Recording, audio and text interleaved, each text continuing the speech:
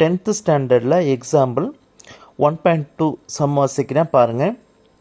A cross B equal to 3, 2, 3, 4, 5, 2, 5, 4. Then find A and B. இதுதான் தமிழில் கொடுத்துருக்காங்க. தமிழில் வாசித்து பார்த்துங்க. ஓகே, இப்போ ஃபஸ்ட்டு நம்ம ரெகுலராக எப்படி எழுதுவோமோ அப்படி எழுதுவோம். A cross Bயை நம்ம ஸ்டைலில் எழுதுவோம். ஓகேவா? 3, 2, 3, 4. வேறு ஏதாவது 3ல் இருக்குதா பாருங்கள் ஸ்டார்டிங்? இல்லை. அடுத்தது 5,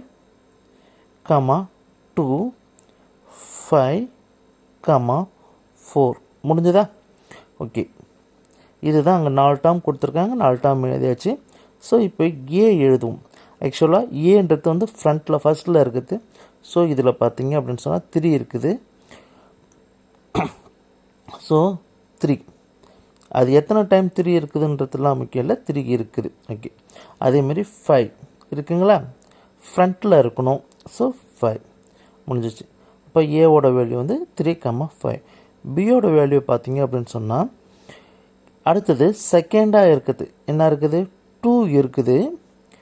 அடுத்தது இந்த பக்கம் பார்த்தீங்கன்னா 4 இருக்குது. 4. ஓகேவா? இது வந்து 2, 4. ஏவோட வேல்யூ பார்த்தீங்க அப்படின்னு சொன்னால் 3, 5னும் பியோட வேல்யூ வந்து 2, 4ன்னு கிடச்சிருக்குது. இதுதான் ஆன்சர். வெரி சிம்பிள், ஈஸியான சம்மு. எக்ஸாமுக்கு அடிக்கடி வர சம்மு.